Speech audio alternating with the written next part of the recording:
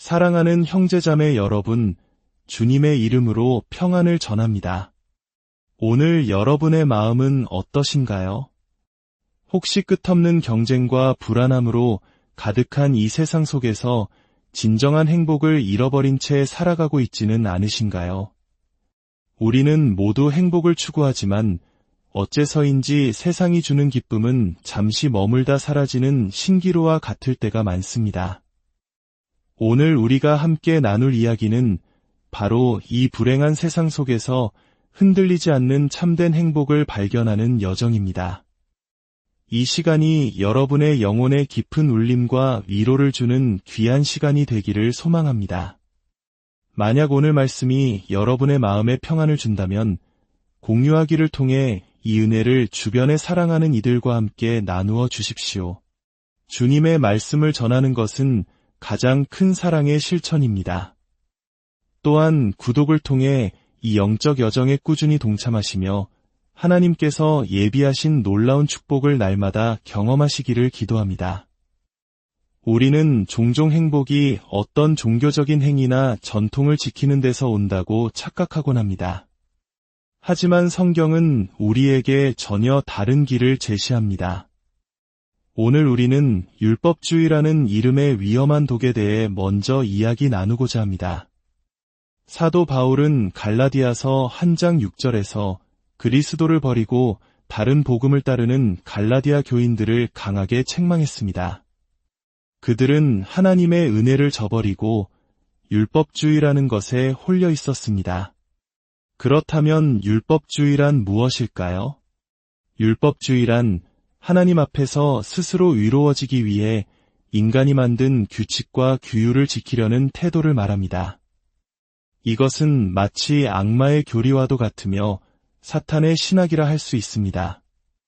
왜냐하면 만약 인간이 만든 규칙을 지킴으로써 구원을 얻을 수 있다면 예수 그리스도께서 십자가에서 돌아가신 것은 아무런 의미가 없는 헛된 죽음이 되기 때문입니다. 십자가는 그저 무의미한 고통의 상징으로 전락하고 우리의 구원은 하나님이 아닌 다른 사람들의 인정에 좌우되게 됩니다. 예수님께서는 마태복음 5장 20절에서 이렇게 말씀하셨습니다.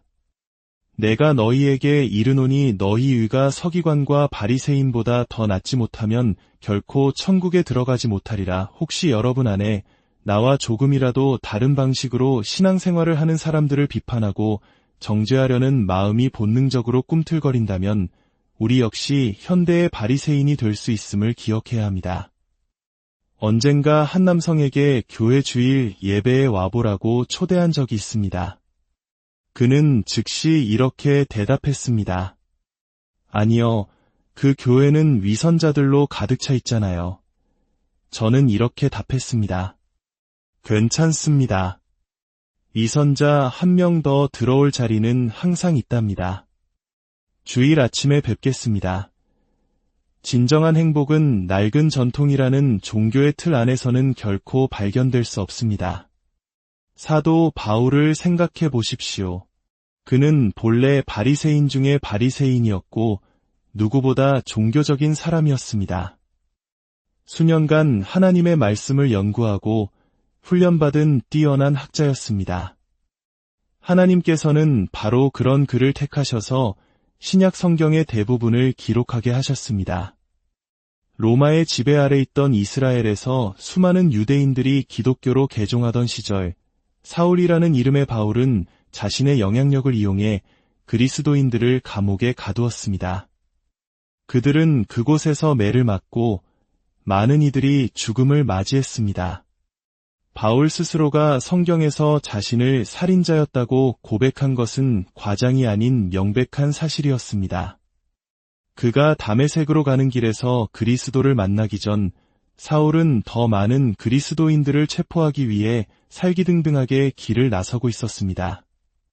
바로 그때 예수님께서 강렬한 빛 가운데 그에게 나타나 물으셨습니다. 사울아, 사울아, 내가 어찌하여 나를 박해하느냐?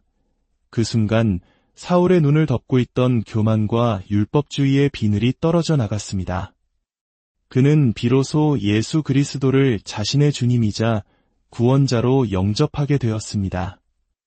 그리고 그는 기독교 역사상 가장 위대한 지도자 중 한 사람으로 거듭났습니다. 바울은 깨달았습니다. 진정한 행복은 종교적인 의식이나 전통이 아닌 예수 그리스도와의 살아있는 인격적인 관계 안에서만 발견된다는 사실을 말입니다. 전통은 종종 우리를 영적인 타성에 젖게 만듭니다. 이미 누군가 지나간 길을 따라가는 것은 쉽고 편안합니다. 하지만 만약 하나님께서 당신의 삶에 새로운 일을 행하기 원하신다면 어떻게 하시겠습니까? 만약 당신이 낡은 종교적 틀에 갇혀 있다면 당신을 위해 예비된 놀라운 운명을 놓치게 될 것입니다. 전통은 과거에 집착합니다. 전통은 변화에 저항합니다. 전통은 영적 성장을 파괴하고 믿음의 모험을 가로막습니다. 전통은 성령의 신선한 움직임을 억누르고 미성숙한 그리스도인을 양산할 뿐입니다. 과거에 아무도 해보지 않았다는 사실이 당신이 그 일을 할 수 없다는 의미는 아닙니다. 성경은 분명히 말합니다. 너희에게 불가능한 것은 아무것도 없다고 말입니다. 아무것도, 그 어떤 것도 불가능하지 않습니다. 완고함이라는 우상 숭배에 대해 생각해 보십시오. 성경은 말라기서에서 사람이 어찌 하나님의 것을 도둑질하겠느냐? 라고 묻습니다. 그리고 이어서 말씀하십니다. 그러나 너희는 나의 것을 도둑질하고도 말하기를 우리가 어떻게 주의 것을 도둑질하였나이까 하는도다.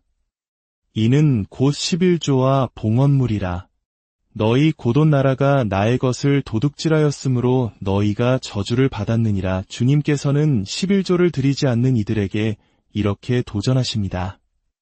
만군의 여호와가 이르노라 너희의 온전한 11조를 창고에 들여 나의 집에 양식이 있게 하고 그것으로 나를 시험하여 내가 하늘 문을 열고 너희에게 복을 쌓을 곳이 없도록 붙지 아니하나 보라. 이 말씀은 당신이 온전한 11조를 드릴 때 하늘의 창고가 열리고 감당할 수 없는 번영의 복이 당신의 삶에 홍수처럼 쏟아져 들어온다는 약속입니다. 반대로 11조를 드리지 않을 때 당신은 재정적으로 하나님의 저주 아래 놓이게 된다고 성경은 경고합니다. 당신의 생각과 의견이 하나님의 말씀에 대항하는 교만한 지적 우상이 될 때 당신은 우상 숭배의 죄에 빠지게 됩니다. 자기 자신의 의견을 숭배하기 시작하는 순간 그 상태에서는 결코 행복할 수 없습니다. 하나님께서 친히 성경에서 당신을 도둑이라 부르시는데 하나님의 인정 없이는 어떻게 참된 행복을 누릴 수 있겠습니까? 종교는 종종 행동과 인격의 진정한 변화 대신 형식적인 의식과 예식을 내세웁니다. 종교라는 단어는 라틴어 릴리지오에서 유래했으며 그 뜻은 나를 다시 하나님께 묶는다입니다. 하지만 우리를 하나님께 다시 묶어줄 수 있는 유일한 분은 오직 예수 그리스도 한 분뿐입니다. 그 어떤 신조나 의식, 주문으로도 이룰 수 없는 일입니다. 그리스도 없는 의식은 울리는 꽹과리와 시끄러운 노수에 지나지 않습니다.